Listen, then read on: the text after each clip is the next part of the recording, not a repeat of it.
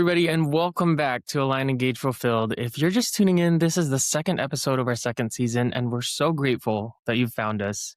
If you haven't yet listened to our first season, I highly encourage you to do so because it really serves as the foundation for all the themes that we're going to explore this season.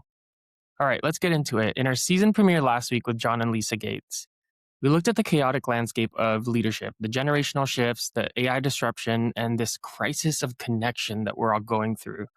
But before we can fix the culture, we have to address the foundation.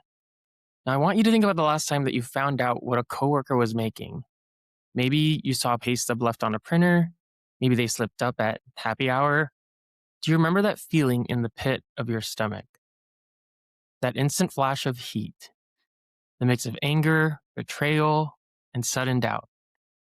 Am I undervalued? Is my boss lying to me? Is this whole system rigged? Now, there's an old saying in psychology based on Herzberg's two-factor theory. He says money can't make you happy, but a lack of money can definitely make you miserable.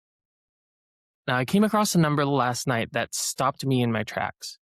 According to a report from the Economic Policy Institute, since 1978, the compensation for a typical worker has grown by 24%. But in that same time frame, CEO compensation has grown by 1,085%. Let that sink in. 24% for the average worker versus 1,000% for CEOs. Now, when employees see data like that, they don't just feel underpaid, they feel betrayed. It confirms their worst suspicion that the game is rigged and their contribution, no matter how hard they work, is mathematically irrelevant compared to the person at the top. In business, we treat money as the ultimate taboo. Leaders are terrified to talk about it, so they hide behind policies and bans.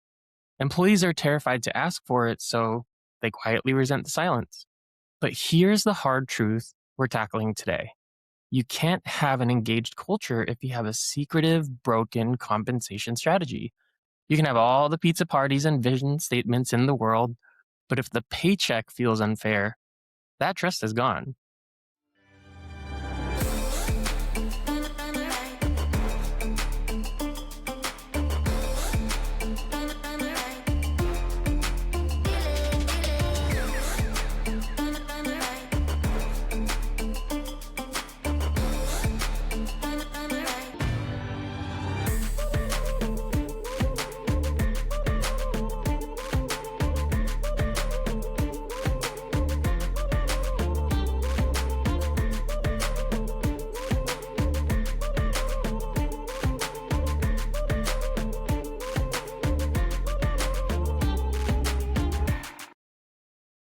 Before I introduce my guest today, I want to introduce a special guest because to help me navigate this minefield, I needed backup. So for the first time ever, I'm joined by a co-host. She's my friend and now my business partner, a former HR leader and recruiter, and a career strategist who has negotiated salaries from both sides of the table. Caty Toro, welcome to the mic. Thank you so much for having me. I'm so excited. And joining us today is the expert who tells companies to stop guessing. Our guest is here to talk about the one topic that most leaders are just terrified to discuss: compensation. Vicki Shepard is a total reward strategist with over 14 years of experience advising boards and C-suites. She holds the gold standard credentials in the industry, but what I love about her approach is her motto: stop guessing and start leading. She doesn't just run the numbers, she helps companies design pay structures that stand up to scrutiny, and the most important thing, builds trust. We're going to open the black box of compensation and we're going to ask, why does one role pay more than the other? Does higher pay actually lead to higher engagement? And how do we fix the broken trust before or between people, performance, and paycheck? Vicki, welcome to the conversation. Thank you so much. I'm so happy to be here and I'm so excited to talk about this. This is one of my favorite things ever to talk about. So I can't wait to jump in. Which I love because I feel like most people are, like I said, scared to talk about it. And, as we established during pre show, Katie and I are both excited to really pick your brain and get your thoughts on this. Yeah, I'm excited. Can't wait. So, Vicky, I want to start right there with that EPI statistic that I shared in the introduction. Is this purely a function of market economics? Does it just mean that CEOs are scarce, or is there something fundamentally broken in how we value work at the top versus at the bottom? It's an interesting point of view to see such a disparity. When you look at the executive pay and how much it has increased over time versus employee pay, you got to think there's something else going on. What am I Yeah. missing? And when we think about executives and how they lead the business, typically they're required to have such a large overview of what they're doing, and the depth, the scope, the decision making authority is at a higher level. When it comes to just like a regular Joe Schmo, a worker who's on an assembly line, they're responsible for the product. And I'm not saying that what they do isn't important, but the two roles are very different and very distinct. And I feel like I Yeah. can already hear the TikTok comments coming in of like, well, it's still not fair. What do they do? And I think I have to say I'm not alone in saying I think the executive pay it growing. I have opinions of my own about Sure. how much it has grown over the years. Um, I don't think there's a right or wrong answer. I think it's just a fact, and Yeah. it still sucks. Yes. Definitely. Katie, any thoughts? I was I was envisioning when there are, like you said, assembly line workers, they sometimes they don't connect to the overall goal of the organization. They are hired to do a job, and to them it's very transactional, versus leaders are able to touch every function of the business, which requires more risk, more Yes. visibility, different skill sets. And so I'm really excited to hear a little bit more about how these roles are banded, why they are the way that they are, and the differences that shift that, because it's not often just the skill sets. I think Mhm. it's more broad than that. But that was the only thing that I was going to add is oftentimes there's a disconnect between that transactional work versus like the thought leadership impact that the leaders have to take on. And it's Yeah. and it's also the risk that they take on as well. Yeah. Absolutely. And that was Yes. the point that I was going to make is that, I agree. I think that part of it is just a fact of life, and the conversation is around, fairness, but there's a lot of aspects and a lot of factors that go into play, like the risk that executives Mhm. are taking on that I think are important to consider, which I hope maybe we can shed a little bit of light on in this conversation. Now, beyond just the inequality, there is the secrecy. For most employees, compensation is a black box. They think that their salary is determined by some greedy executive rolling the dice, throwing numbers at the table in a back room.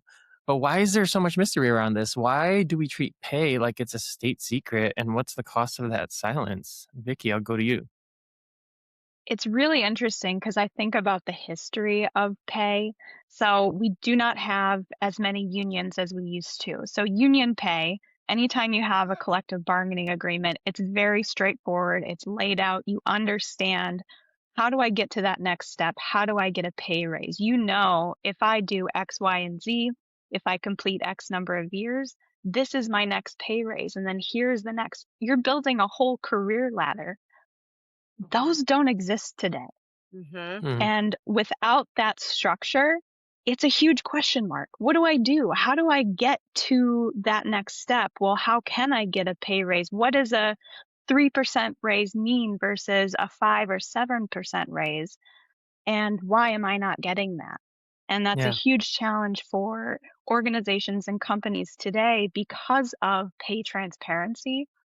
In my opinion, pay transparency has forced companies to look at their employees, to look at the wages that they're paying and saying, am I paying market competitive? What am I paying? Do I even know? And a lot of companies that come to me as a consultant, they don't know. There's a reason why they're coming. They're having problems attracting the right talent. retaining their key employees, and motivating their staff. They don't know how to do any of that. All of that can be done with a pay mix, a total reward strategy, a philosophy to say, here's what we're going to do, here's how we value you, but also here's what it means to be in this landscape of our company to grow. We want you to be happy here. And how do we do that? We can do that through that strategy and through a philosophy. And it's a lot of companies simply just don't have that. And if they do, they don't share it, which is a Yeah, problem. absolutely. Well, you've brought up a few really important points. You talked about pay transparency, you talk about compensation strategy and philosophy. We're going to dive into all of those. But before we do that, I want to set the foundation here a little bit because, again, like I talked about, wanting to open the black box and talk about really the logic of value, which I think is the foundation for this all. Because a common frustration that Katie and I hear is the comparison game. And I'm sure you as well, Vicki. People think, Mhm. I work harder than that person. Why do they make more? Or why does a software engineer make double what the teacher makes? So to Yeah, the employee, value looks like effort. But to the company, sure. value looks like scarcity or maybe even impact or performance. So, Yes. Vicky, can you explain the concept of job architecture? When you're building a system Yeah. from scratch, how do you determine the price of a role? Is it purely based on market data, which is, what your competitors are paying? Or is there an internal logic to why one job is worth more than another? So, in my opinion, there needs to be an element of both. So, market data is great to help set a baseline, but at the end of the day, if that market data doesn't make sense to the company, say it's too low, and you're like, I know I cannot get an employee to come in for this price, then you have to set it higher. Who cares what market data says if you're still having problems with attracting that talent? Exactly like you said, Clarence, the skills, the what's important to the job function itself. So like looking at what the job is doing. So obviously we have to fulfill those. But then also what are we looking from a cultural perspective of an employee? Who do we want? What is the type of talent that we want as a company? It's going to be different for every single company because every company has a Yeah, different culture. They should have sure. something called an employee value proposition of Mm, here's what we offer our employees, but you should know who you're attracting. What type of yeah. employee do you want to bring in? Because it's going to be different. Well, I think that takes us to the conversation around compensation philosophy. And this is something that Mhm. you talk about a lot in your content. In my experience, most Mhm. companies don't have one. I'm sure you can confirm No. that. And they just pay whatever it takes to get a yes today from candidates who are interviewing. But what does a healthy compensation philosophy actually even look like? How does a company decide, hey, we're going to pay in the 75th percentile versus we pay at Mhm. market? Yeah, good question. So I think of your compensation philosophy as your why versus your strategy is your how. So the strategy would be I pay at the 50th percentile. But your why is because you value employees, because you want to pay a market competitive wage for a level of talent in your organization. So it's all about your why. And then your how is how you're going to do that. We're going to do that through a pay mix that satisfies our employees, that drives talent, that drives retention, and that's able to motivate them in a particular way to grow our company or to, maintain our company. Depends on the maturity of the organization. Hmm. Katie, any thoughts there? I was gonna you said it, Vicky. I saw you thinking. Well, I said, is the goal always retention? Is the goal No, always retention for the organization? And I think that that no. goes into, again, the philosophy and the strategy, depending on what industry they're in, depending on what the business Hmm. needs are. You hear, Yes. I just need a warm butt in the seat. I just need a warm butt in the seat. I don't Right. really care if they're here after a year. But Right. the turnover is expensive, like, Hmm. Yes. tremendously to Turn organizations, even if the the goal research isn't shows retention. upwards Yeah, research shows upwards of 300%. So, like 3 times that person's salary is how much it could cost the organization in just turnover Yeah. Yeah. Yeah. alone. Yeah. So it's expensive. To say the least. I mean, expensive financially and expensive in terms of the energy, the work, the effort, the time that you have to Mhm. spend fixing that turnover and bringing somebody to Yeah. replace that person. This is a perfect time to bring back some of the theory that we talked about in the beginning of the conversation because it really speaks to the crux of our season, which is engagement. I talked about this famous concept of Herzberg's, two-factor theory. He argued in that theory that there are two sets of factors. First, hygiene factors, which are salary, job security. And if these are missing, you're miserable. But if you fix them, Herzberg says it doesn't automatically make you motivated. It just makes you Yeah. not dissatisfied. True motivation, he says, comes from the work itself. So, Vicki, I want to clarify the difference, and Caty alluded to this. I want to clarify the difference between retention, which means I'm not leaving because the pay is good. And, this takes us to the golden handcuffs. Retention versus engagement, which means Yeah. I'm emotionally invested, which brings us to more of the golden heart. In your 14 years of data, is Herzberg right? Does a raise ever buy you engagement or the drive to do more, or does it just buy you retention? Yeah, in my experience, money will only last you for maybe a couple of weeks. Like, it's great. You see that pay raise, you see that money in the bank, and you're like, yes. But then what's next? What Right, else?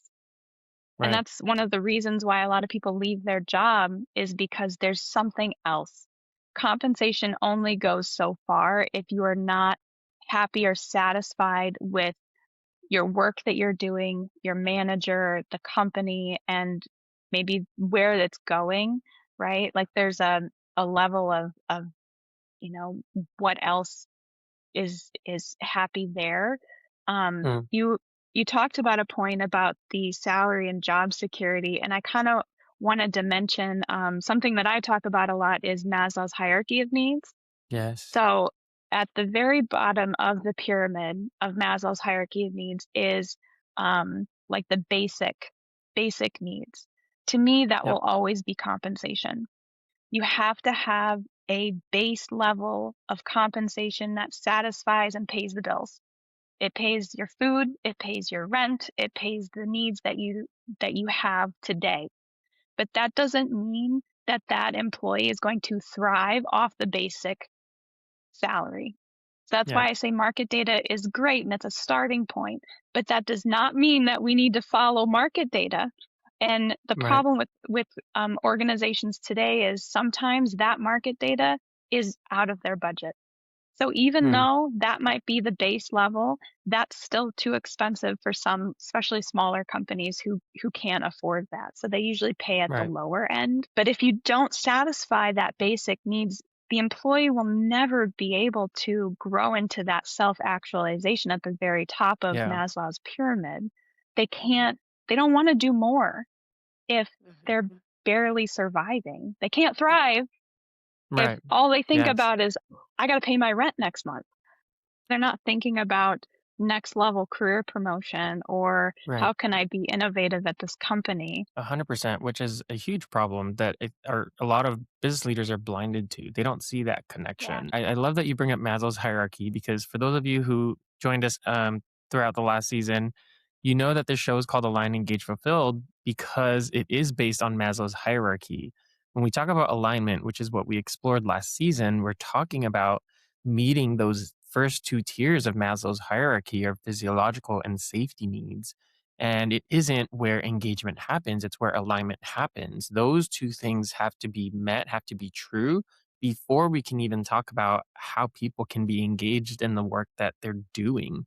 But what a lot of Mhm. organizations and business leaders fail or what they fail to see is they misunderstand meeting those needs as engagement versus as Yeah. the fundamental need for alignment. I think I talked about this in depth with Marcus. I want to say it was episode 12. So if you haven't listened to it, listen to that episode. But I love that because I think Maslow's hierarchy is something that everybody should understand. If you are a manager, if you're a business leader, it's something that you should know because it provides such great context into what you need to know to lead people effectively in terms of basic needs, in terms of how to get from the basic needs to that self actualization or in our context, fulfillment. So I appreciate that you bring that up. Now you talked about, smaller businesses or businesses with less resources not necessarily being able to meet market rate. So we will touch on that a little bit and talk about a little bit about strategies if you're in that boat. But I want to step back a little bit because we keep saying compensation, but HR calls it total rewards. That's the whole pie: salary, bonus, benefits, and equity. So, Caty, I want to bring you in here. In your recruiting work, you see where candidates get confused, especially around equity. Take us into the weeds on this. What are the big questions that candidates are asking you about the non-cash part of the offer? Well, what I see and what I would love Vicki's insight on is, depending on the organization, these total rewards are selling points, right, to the candidate. You get stock options, you get LTI, you get a 401k match that's fully vested after 3 years. And also, depending on how the company's bonus is actually paid out, it's a piece of the pie. And so if you say, hey, your base salary is 150 plus 30% bonus, where candidates really get confused, and I think employers can be a little bit dishonest on this, is are they actually getting paid out 30%? And this is just an example. I just chose those two numbers as an example.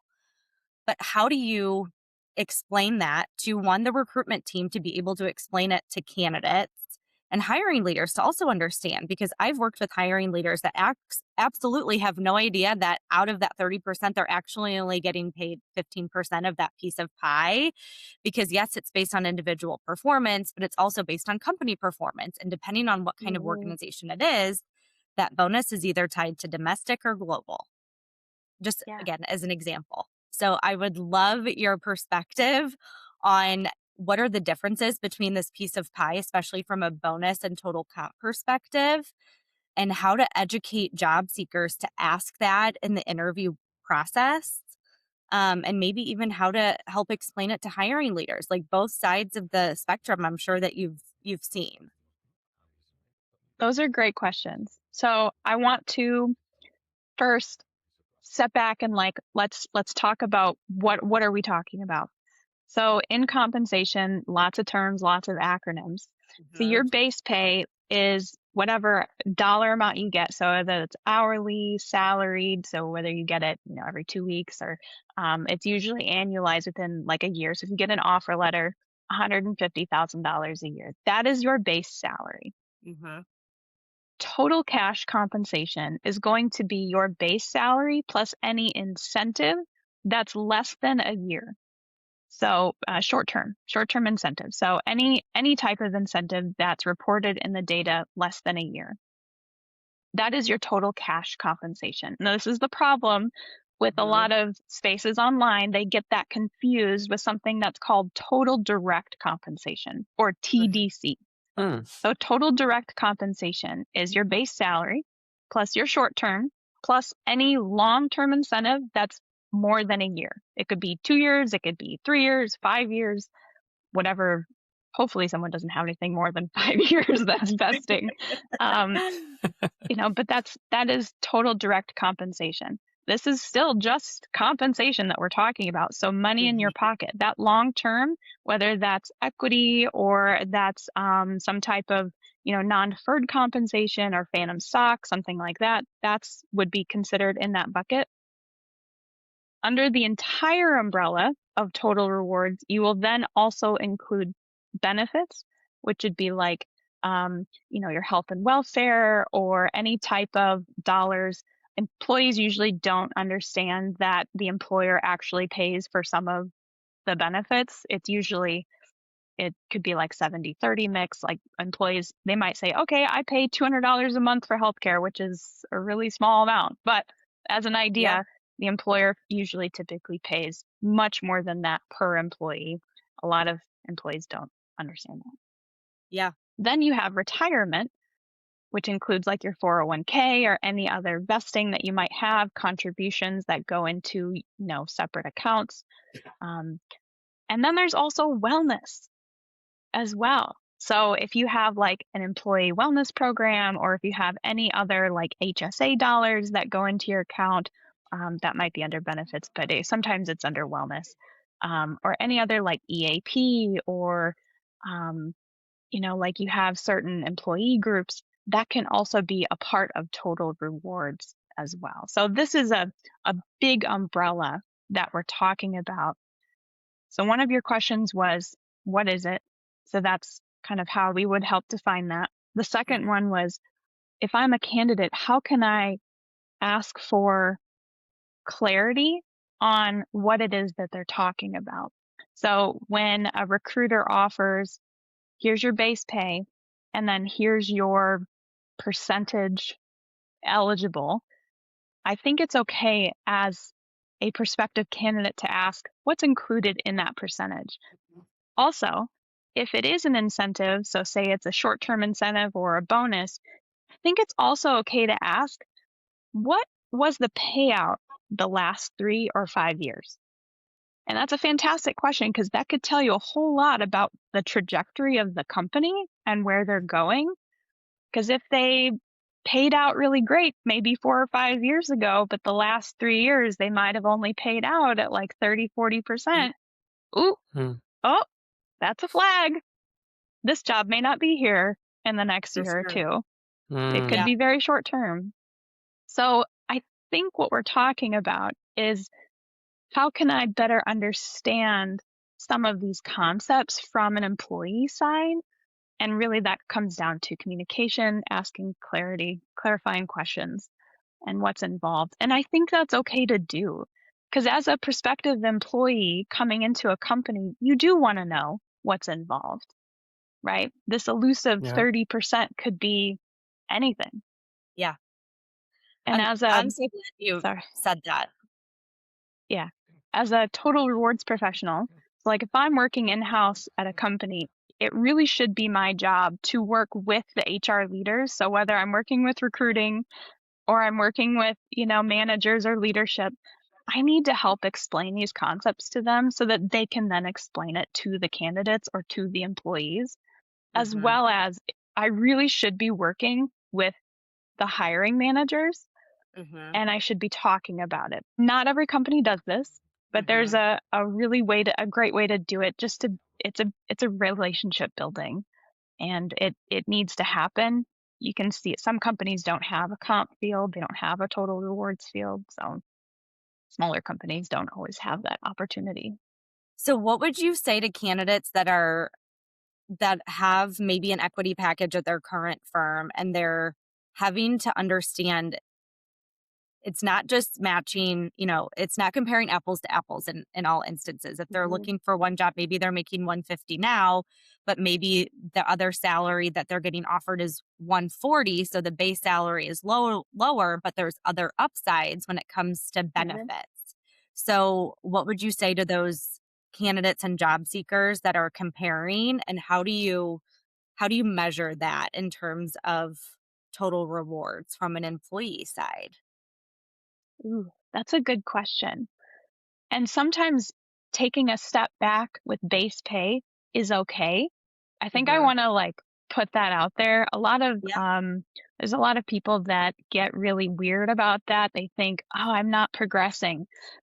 Progressing looks different for everybody.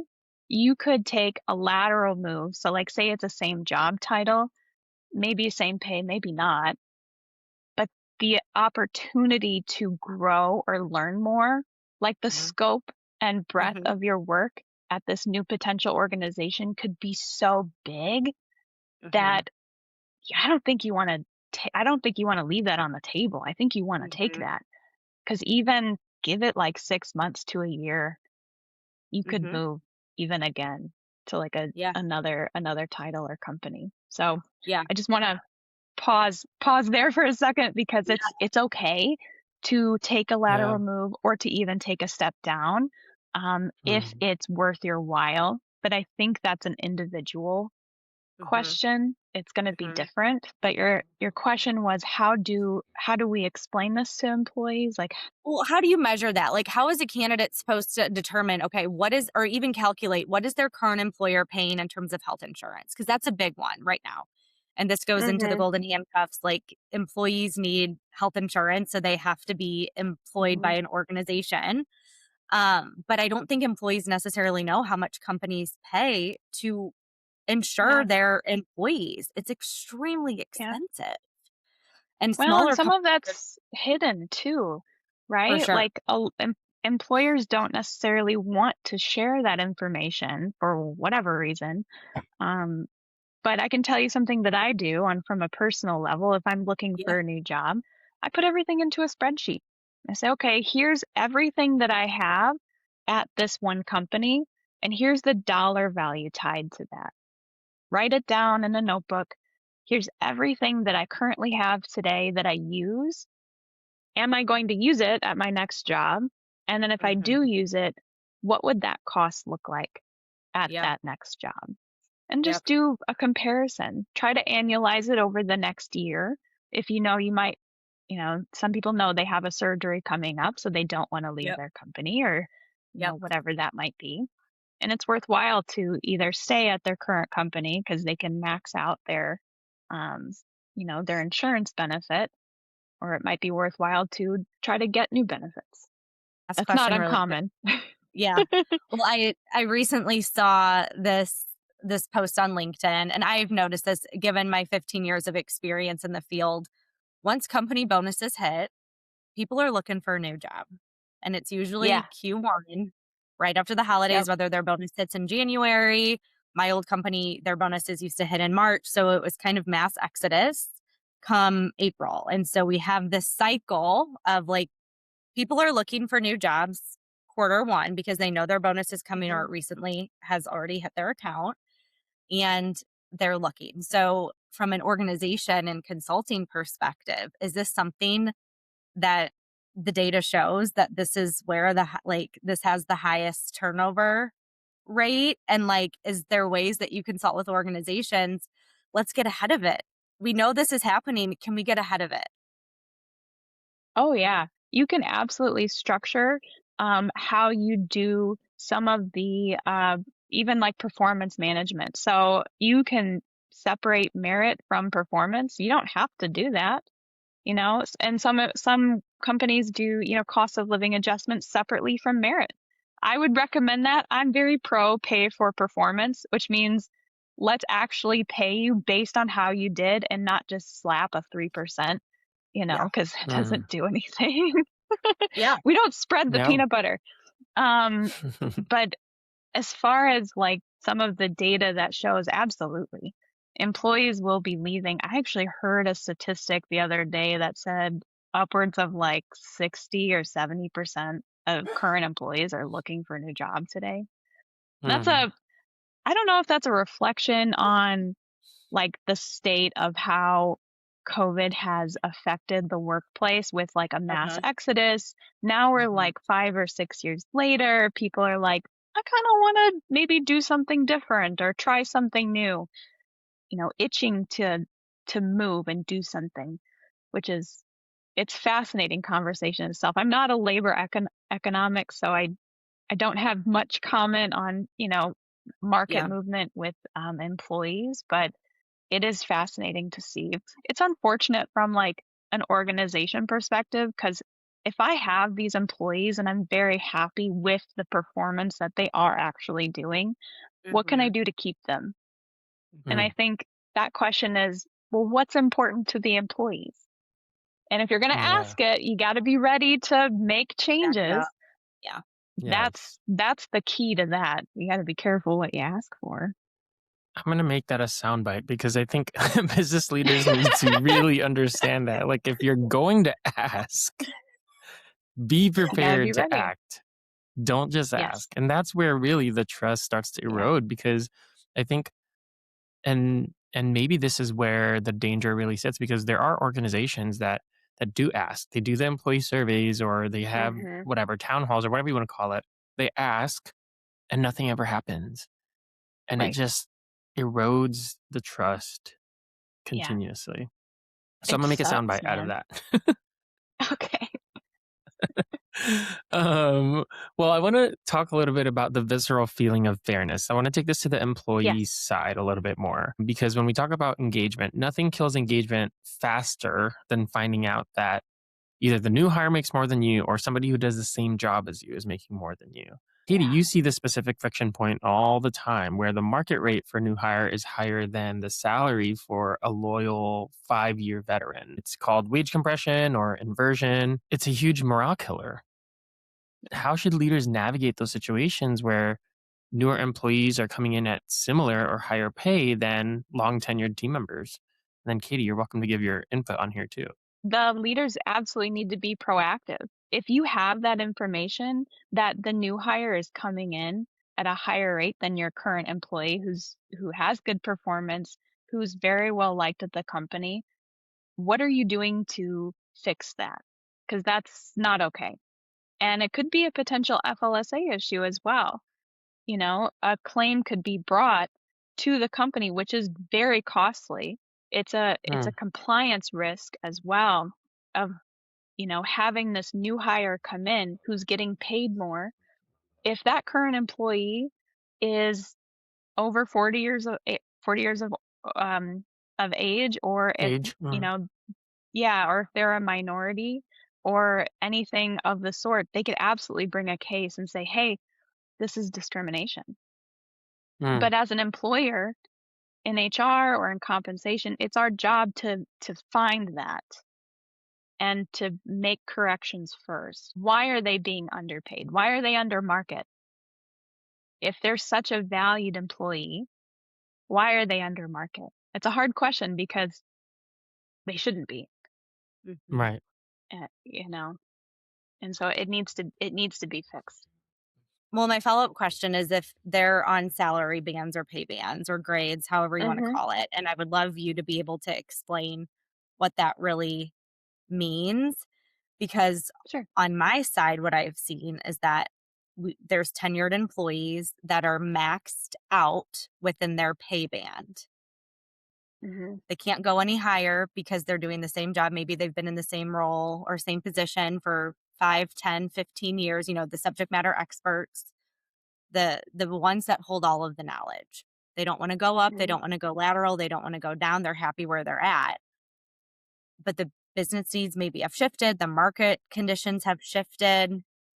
And so now these newer employees are coming in, but some employers are like, we don't have any flexibility in the budget. This is the position, this is the pay grade. Are organizations supposed to be making exceptions for one-off employees to keep them retained? Or does that open up a whole other can of worms of, if you're doing this, well, you have to revisit every other Yeah. employee that's in the same grade or same pay band? You bring up a very common thing that happens. And the key to what you pointed in the story is, what are the business needs for this position? Is like one of the first things you said. Are business conditions changed? That to me is a signal that says we need to reevaluate this job. What is the job doing today? Not in 5 years, not next year, but today. And we need to reevaluate it to say, okay, it has changed, which means that the market data has probably changed with it, whether that's up or down. If you're bringing in people, you know, it's unfortunate, but it happens. Bringing in new employees, you know, at the midpoint or higher, when you already have someone who's at the max, there's not much you can do with that max employee, especially if they don't want to move. Right? If they don't want to take a lateral move. But I would go back, look at the job, maybe do a new assessment, you know, whether that's, you know, shadowing the job or asking questions to the hiring manager, maybe asking current employees, what is this job performing today? And then relying on that market data, because it might signal some change that needs to be made, because it's obviously it's an issue that's happening. Well, I want to peel back the layer a little bit on this topic of compensation. And really, this is the part that I want to demystify for listeners who are, you know, for our employee listeners. Walk us through how a company determines salary. Is it just you look at Glassdoor or salary.com or what? Not like, how do we determine compensation for role? Walk us through the factors that you take into consideration, because I think what a lot of employees think or understand is that, you take into consideration the job title, which in a lot of situations don't really truly accurately match what you're doing.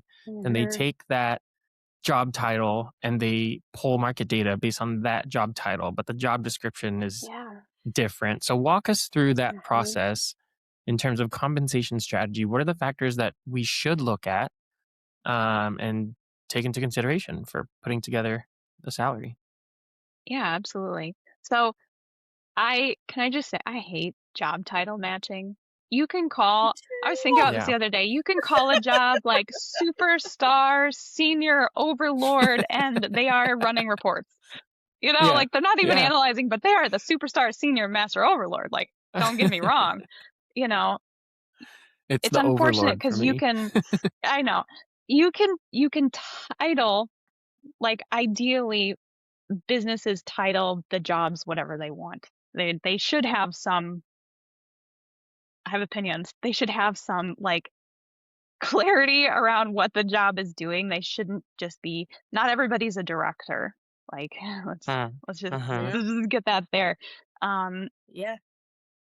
it's not everybody's a director, but when I'm looking at a job, what am I looking for?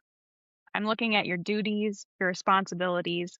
As a compensation person, when I read like job descriptions on job postings, sometimes those bullet points, there's like 20 or 30 bullet points. I'm like, lady, please, I'm looking for like what are the top 5 things that this job is doing?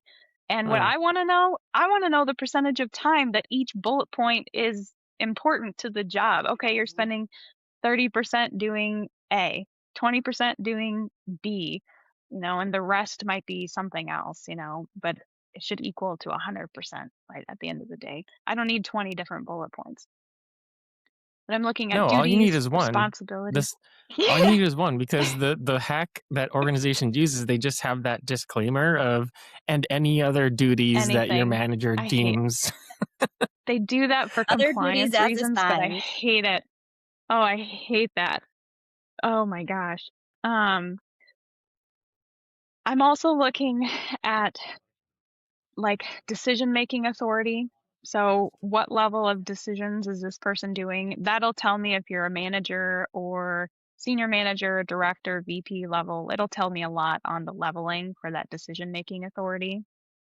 I also want to know how many years of experience is required for this role, not total years of experience. So like as a candidate, you might have like I have like 15 years of experience in HR. In compensation, I think I have like 8 years, something like that. But I got 15 years, but that doesn't mean that it's all of it is applicable to maybe one specific job, as Mhm. an example. And then I'm also looking at are there any other like skills that are required? Maybe a license or a certification. Is there a level of education needed? That's a hot topic issue right now with education in and of itself. There are some jobs where you still need, like some jobs still need a PhD or Mhm. some type of like higher level specific education for positions, Mhm. just as like a point. But those are some of the big things I'm looking at. What is the job doing? And then I go and look at the market data. I was blessed to experience as somebody who kind of climbed the ranks through small business. I got to play Hmm. different roles, and one of those roles was hiring manager, recruiter ish esque. And so, one of the things that I've heard in conversation when employees are trying to negotiate their salaries is they go on Glassdoor, they go on Okay. salary.com, and you shook your head Yeah. when I said No. salary.com. But that's where people go, and Yeah. they pull the market data and they get a range, but they don't necessarily understand Hmm. other factors like company size and like all these other things that have to Yeah. also be taken into consideration. So I Hmm. was wondering what your thoughts were on that in terms of what are those Yes. factors, those layers that people often miss when we're thinking Mhm. about quote unquote a fair salary for a role. Those places that you mentioned, Indeed, Glassdoor, ZipRecruiter, those are what we call self-reported data. And anybody can go on there. You just make an account through an email And you could say, yeah, I make $1 million, or, I make whatever amount of money for this job. And as a compensation person, it makes my blood boil a little bit. And the reason why that is because it's almost always wrong. It's the same with ChatGPT. It's the same with Gemini. I've tried for the last 3 years. It cannot give me accurate market data. It can't. I have tried. And I get so many comments online that are like, "Oh, you're not trying hard enough. You're not doing enough." I've taken a coding class. I know how to code. I understand how LLMs work. I know how to prompt and use the prompts.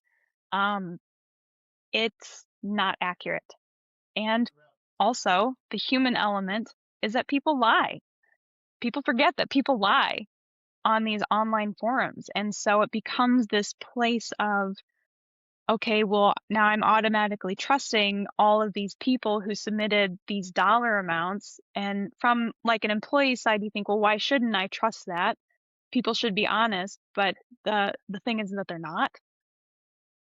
Employers, we get our data from employer vetted data. So there's lots of big names out there that you can get the data from, and they're expensive. As a consultant, we pay higher amounts for this data, which sucks. I do work with some clients that I can see some of this data, but I can only use it for them. But it's all employer reported data. So they say, here's my job, here's the job that I match it with this survey, and here's how much we pay for this job. That's how that data gets reported.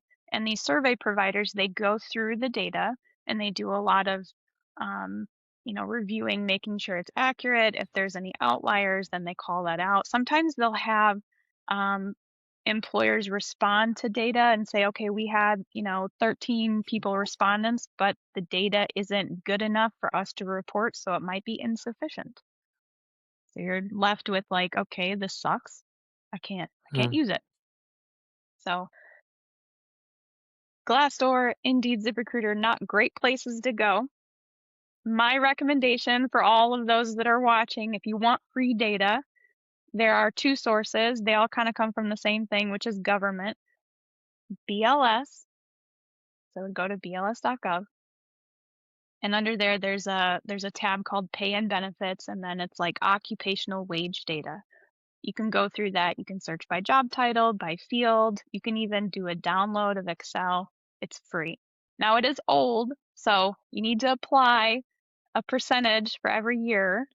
Like just do 3%. I think it's from 2023, so it's a little old, but it is what it is.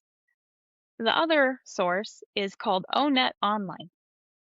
Wonderful website.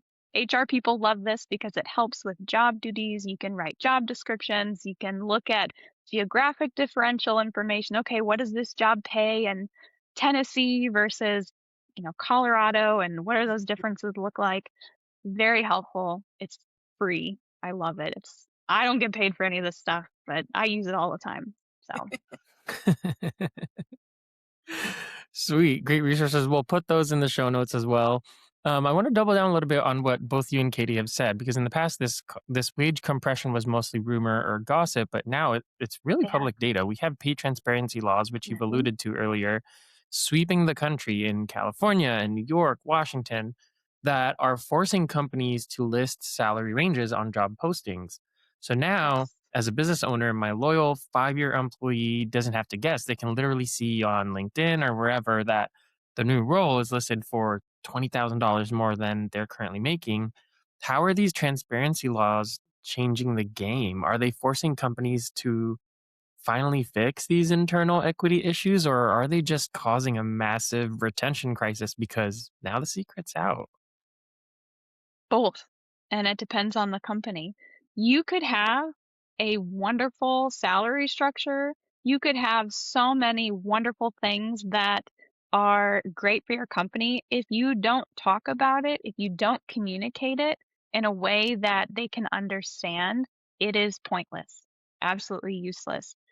Being able to say, this is how we do compensation at a company. This is how we value roles. This is how we have made our structure and what's important. This is how you could grow in your career if you want to. This is how we do performance management. That is something that companies should be doing.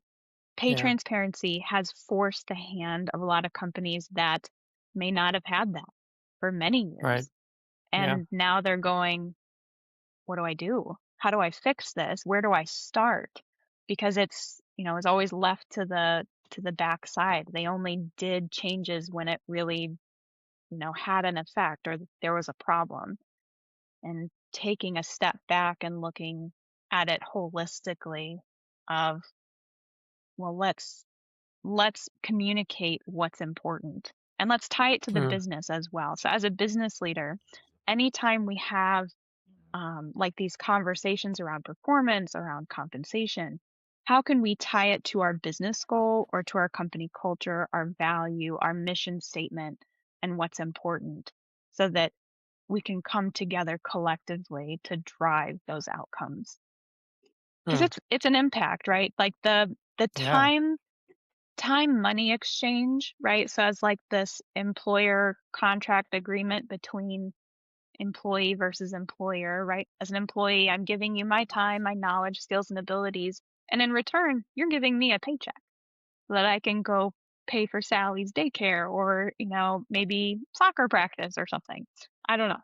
Depends on the person. But that agreement is is good, but it only goes so far if you're not able to tie the performance with the outcomes. Mm. That makes sense. Yeah. Makes sense. I think the only thing I'll add, and I was going to say argue, but I think it's more an addition, is Yeah. that contract isn't just. Oh, there's a spider. Oh, Um, that Well, contract, hello. there's a little bit more of a social contract there, in my opinion, in terms Yeah. of it's which I think is more true today. It's not so much of a transactional contract than as it used to be. I think Mhm. today it's a lot more of this um, relational, emotional aspect as well. Of you're also agreeing to give me an opportunity to achieve what I envision for myself, to obtain and build the kind of life that I want. It's not just the job in exchange for the paycheck anymore. Mhm. And I Yeah. think that that really started to become more true as a result of the pandemic, which, Vicki, I think you talked a little bit about earlier in the beginning, where Mhm. the pandemic really forced us to think a little bit differently in terms of career. And now it's not good enough for people to just do a job in exchange for a paycheck. It's now, well, is my purpose being allowed to, you know, Mm.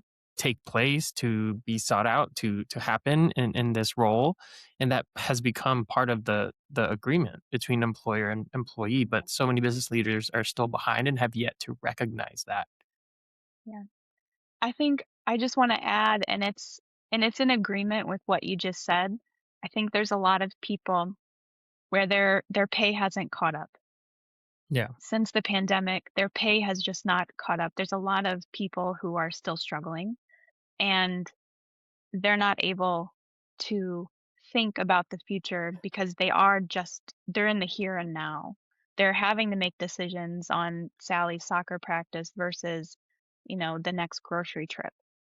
And Mm, it can be so difficult because it does bring into question, is this what I want? Is this really what yeah. I want to do? Because my employer isn't giving me what I need to thrive or I'm just surviving. So maybe this isn't what I want. Maybe I Right. want to do something else. And it brings up that question of, am I happy here? Yeah. Katie, thoughts before I move to more of the leadership side of things? a quick one. And I want to ask this from a generational perspective because I think what Sure. Clarence mentioned is we're in this great millennial career crisis. I think the three of us are all Mm, millennials right now. yeah.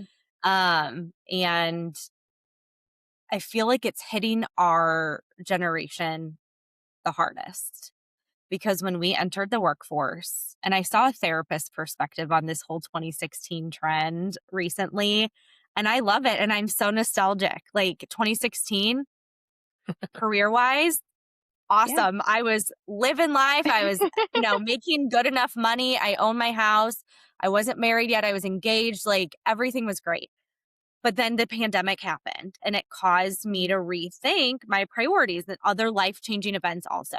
So, my follow up question with what you and Clarence just discussed is, do you find that Gen Zs are more apt to like question their compensation first over other generations? And is their turnover tied to that based from a compensation perspective?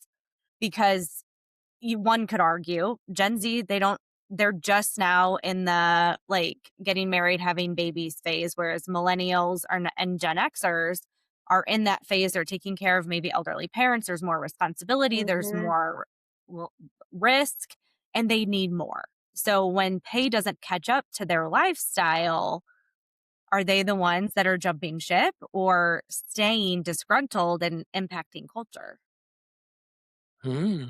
Wow.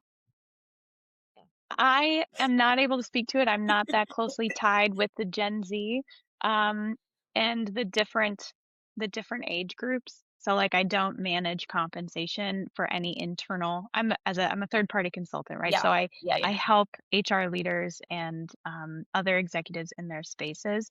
But I think it's an absolute consideration that needs to be had whenever we have these conversations of what's important to our employees. Do we know Mhm. it? But also, right now, we have so many different generations that are still in the workforce. You still have some boomers who are still working. Yeah. What's important to them, totally different than what's Uh-huh. Yep. important to Gen Z, right? They're in a completely different phase of life. And so, you have, the boomers and the Gen X, and then I think it's millennials, and Mhm. then Gen Z, and then now a Gen Alpha is starting, Mhm. I think, Mhm. to come into the workforce as well. This is a very unique time where that absolutely needs to be a part of the conversation in how we Yeah. manage pay, how we manage total rewards, and what's important. I think it was last year or the year before, every survey that I read had so much to do about well-being and wellness in the workplace, Mm. and I think a lot of that came from Gen Z of, like, wanting more. They want more than just pay. I think a lot of us do, but they're very vocal about it, and part of me is Yeah. like, "I Mhm. love that. Please tell me, Yeah. give me more." Yeah. Same. Yeah, Well, yeah. Clarence and I talked about this. Like when we were recruited out of school, like the what got us a job. Well, I was happy to have a job outside of the '08 recession. So like Mhm. any job was a good job. And it wasn't really a living wage, but it was a couple grand more than some of my friends were making, so I was happy. But the recruiting thing, their tactic was like work hard, play hard. And now Yes. I've had to teach the leaders that I work with, you cannot recruit somebody how you were recruited 15 years ago. It is Mhm. not going to work with this generation. They don't want to Mhm. work hard and they don't really want to play hard either. They're more satisfied staying home and doing something in small groups versus we were social, more social. Yeah. So I just think the dynamics have shifted so much and pay absolutely has to do with that. Yeah. Yeah. It's really interesting. I know you made a comment about millennials, and I kind of feel like we're that sandwich generation because, Yeah. like you said, elder care is starting to become more of a. Yeah. Not only do we have child care, but we also have elder care that's becoming more of the conversation. Um, where Gen Z and Alpha, they're not necessarily having kids, so that's not even a topic. They don't care. Right. They could care less Right. about all of the benefits that you might offer, for childcare or, children. It's not even a question. Would it be different though? I have to stop here. Would it be different if you offered it? If you had a culture in your If an company employer that, offered it, yeah, that offered like, maternity leave or even part-time leave, that's paid, that Mhm. had more of that culture of family friendly, not like we're all family. No, meaning like we value your family and your priorities. That's important to you, which is important to me, Mm, and incorporated that. Would it be different? Would they have a different opinion? I don't know. My guess is yes. my guess is I yes. probably would, Yeah. Yeah, but it's just a thought, right? Like, you know, just the different generations. What do they want? What do they absolutely. need? Well, you talk about like how the younger generations view pay or salary or compensation or whatever a little bit differently, and Mhm. it's a lot more values based. And I think Yeah. it's a good opportunity to tie this back to episode one. And I talked about the foundation of my consulting philosophy, which is rooted not just in Maslow's hierarchy, but even in Adlerian psychology. And if you're not familiar, Adler argued that humans have this fundamental need to contribute.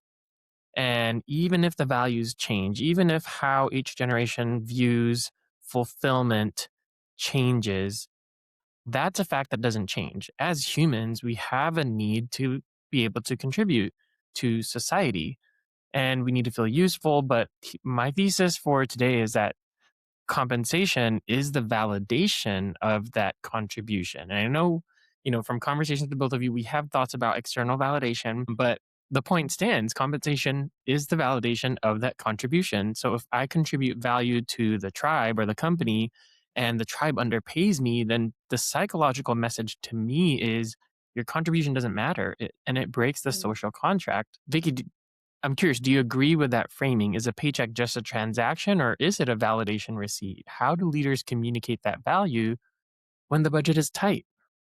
Yeah. I think that's where it can be really tricky when we're talking about recognition and performance management, where companies tie their merit increases to performance. Say, okay, if you are an exceptional performer, you reached 5 out of 5 stars, but then the average budget is 2%, that employee ultimately is going to feel crappy.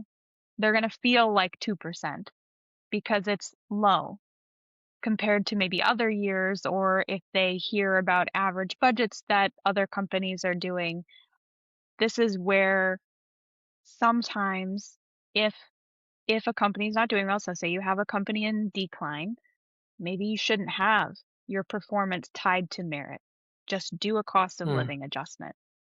Your performance should be tied to how you're doing in your job, and the recognition should be all the time. Like there's never a once a year time where we should have recognition. That is something managers, in my opinion, get wrong. They don't do yes, it enough. And when Mhm. I say 1000%. recognition, I literally mean thank you for running that report. Yeah. Thank you for looking ahead and giving me this, ahead of schedule. Or hey, I Yeah. Good noticed work you did today. these updates. I noticed you did these updates. I noticed, and I just want to say thank you. That's Mm, all that is. And that's so yeah. simple, but im managers get it wrong all the time. Yep. So, in compensation, sometimes we run performance. So, like, we're usually responsible for the overall merit budget or merit increases. We run the process, like all the numbers behind it. Um, but not always HR is not always a part of those conversations. So whether that's Mm, comp or maybe a business HR business partner, and they should be, you they know. should be. Yeah. Yeah, So it's my opinion. I'll be remiss if I don't mention this, but Katie and I are working on, we just launched a new business venture. It's called Empowered. And our vision for the whole thing is to really challenge the world of work and the systems that are Mhm. in place that are designed to just have us continue to optimize for broken systems, to continue to do things the way we've always done it. And we want to turn the whole world of work on its head. And so my question to you, because that's the lens that Katie and I are trying to look at the world of work through. My question to you is, what's the balance as a business leader? What's the balance of making compensation decisions based on past historic market data? Because when you look at market data, it Mhm. is backwards looking, right? Mhm. Versus looking ahead. So we talked a little bit about your compensation philosophy and saying, we're going to pay at this rate above market because we want to attract this kind of talent. What's the balance of making decisions based on the past, based on history, based on tradition versus based on the future and looking forward and really setting that precedent? And what are the risks? I think you have to look at where your business is headed because not every business can afford something like that, like a future looking. Now, when it comes to the market data, you can always age it forward. So it is old. Market data is always going to be old, and it's usually aged. So, like as an example, data that's collected in 2024 is compiled but not reported until 2025. Businesses will then use that for 2026. As an example, that's already 2 years old. So what do I Right. do with this? So everything that we're doing is from 2 years ago. So it's an interesting, I don't know, it's an interesting standpoint when it comes to like data to me. Yeah. But if you're looking through that future lens, does it make sense? Can I run a cost analysis? How much is it going to cost me to move these employees to the midpoint? And is the midpoint where I want to be? Maybe I want to be at the P65, at the 65th percentile. So it's above Mm, market. Or do I want a different pay mix? Do I want to have other offerings? And that's where, again, it comes down to what's important to the business. What are the strategic business goals? What are my values? And looking at it holistically of what is the population of my employees? What's most mm, important? Because if they're not going to get value out of it, they're going to be out. And then you might right. get some new talent, but you could inadvertently be trying to getting talent in that could be a different generation that might be retiring in a few years. And you're like, well, wait a minute, my business is growing. I need a good mix here, right? I don't want to Right. just focus on one group. Mm-hmm. Yeah. Let's talk about the future of pay because we're moving toward a more fluid workforce. We've got Mhm. contractors, fractional executives, we've got AI in the mix. Yes. How is Yeah. compensation strategy changing when the workforce isn't 9 to 5 W-2 employees? Are we moving toward more of a pay for performance model where we only pay for outcomes, not hours? Mm. Oh my gosh, what a good question. I think in some respects, yes. Like the gig economy, the gig workers, again, I'm not a labor economist, but that type of work has really exploded. And I know right now is a very employer driven labor market. So Mm-hmm. there's a scarcity of jobs and people want to do something different or they're reconsidering what they do and how they do it. So they might be taking more freelance work and taking more of those opportunities, which means that companies are maybe having to consider the different types of pay. If they're paying for an hourly contractor, they don't have to pay for benefits and they don't have to Mm-hmm. pay Uh, for, uh-huh. 401k. So it's a Mm-hmm. different way to look at that.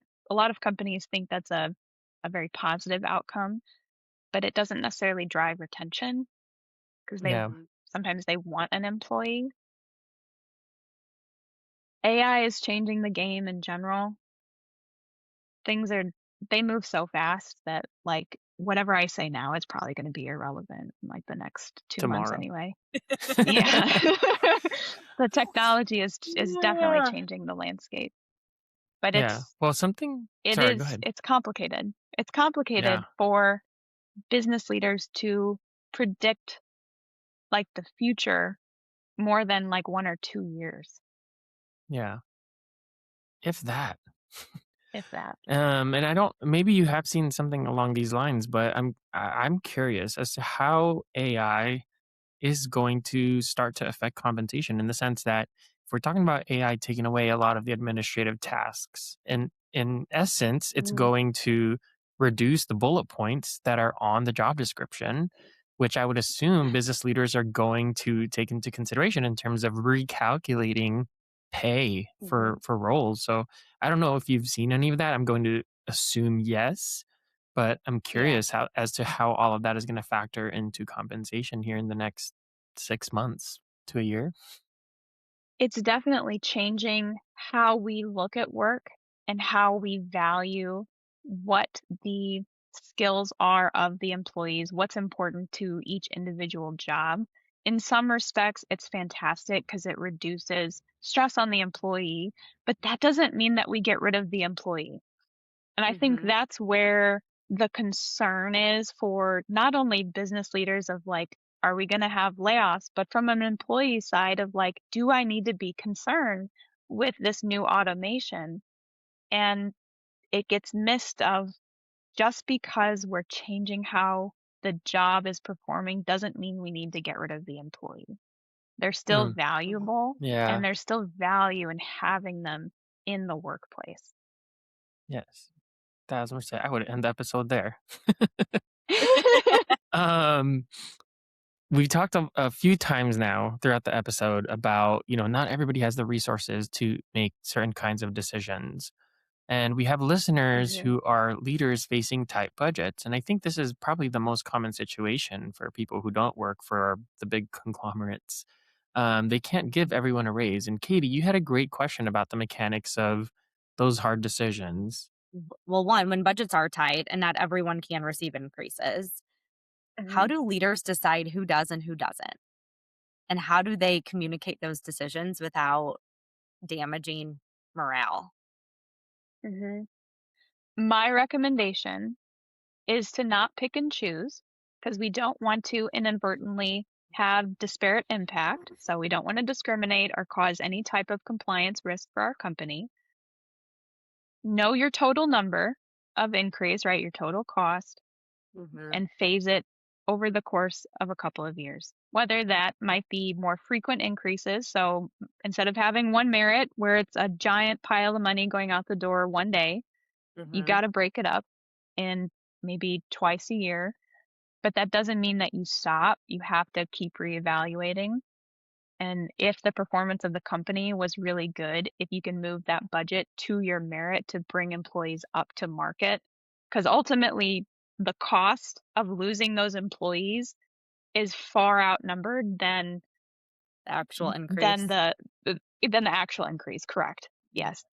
And Yeah. that's where like Say it HR louder for HR the ones in leaders the back. that's where HR leaders can get really tough because they don't like numbers all the time. But we have to put this into a type of um, of actionable increase of what's the impact?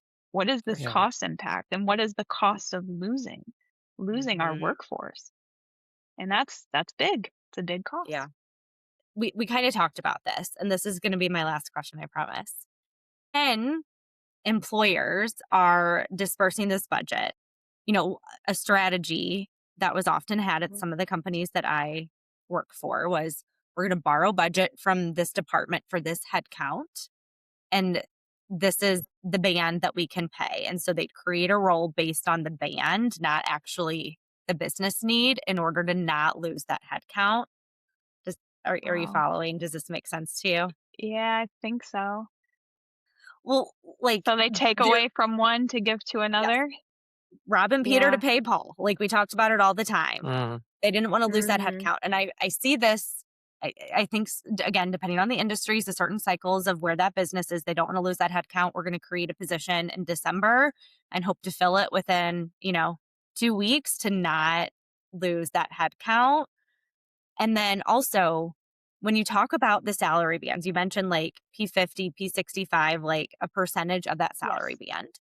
Can you share with the audience what is what is the strategy with posting a wide range on a job description? Because I have seen some companies that are like, here's the salary plus bonus. And then I've seen ones that are like 10 to 20 grand ranges. And then I've seen some Yeah. that are over 100 grand difference in the salary Mhm. range based on the Which position. is And so wild. that's, which is wild to me and same to me. Yeah. But what do you Yeah. think? And I know that this is like a loaded question, but like, what do you think should be the strategy for recruiting and HR leaders when Mhm. attracting the right type of employees into the organization? Sure. So I can tell you what I know. I'm not an employment lawyer, so but this is what I've heard from employment lawyers that I've listened to on webinars. The requirements for the pay transparency is to post what's called a good faith range.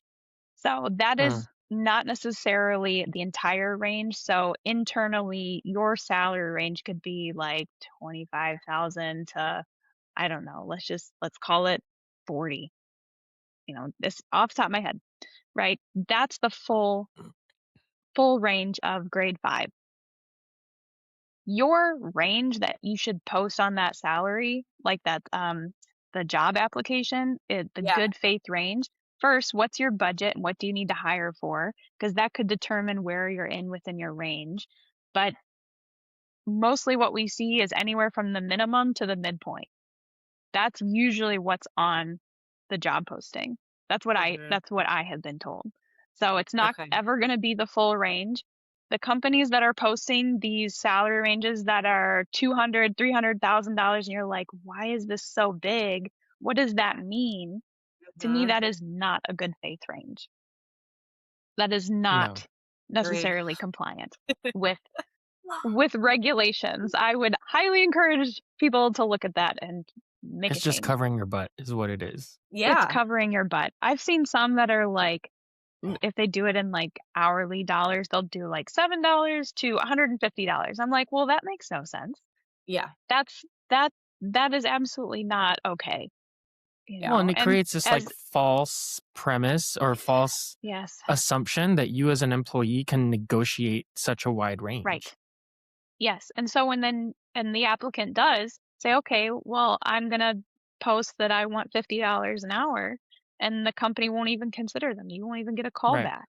Yeah. And it's like, but there's nothing that you could have done differently. So, as far as like posting the ranges goes, understand what the budget is for the role, understand where other employees are. I like to call it horizontal and vertical. I'm so sorry. You're looking both within the job and above and below. So you're looking all over to say, okay, how much can I afford for this position, and what do I realistically want to bring in? Yeah. And then have some wiggle room. Yeah. That's the key. Perfect. That is the key. Wiggle room. Buffer. Wiggle room. Always. Because what if they come in a little bit higher? They might have a certain skill, experience. They could have a specific type of license or something that's really critical. You might want to pay more for that particular skill. Yeah. All right, Vicki. Well, thank you so much. To wrap this up, if you could debunk one myth about the relationship between money and happiness at work, what would it be? Sometimes it's not worth it. Sometimes the money is not worth it. Yeah. You got to do what's right for you as an employee. So. Perfect way to close this out. Thank you for being here. This has been yet another insightful and hopefully not too controversial conversation. And I want to thank you for joining us today and helping our listeners understand so much more of the mechanics of compensation and total rewards. And of course, thank you for my guest co-host, Caty, for joining us today and helping us to bridge the gap between theory and application. With anything in the world of work, we can literally talk about it for hours to really talk about fixing it. So thank you both so much for being here. Thank you so much for having me, Clarence and Caty. It was wonderful meeting you. And I'm so excited to look forward to the future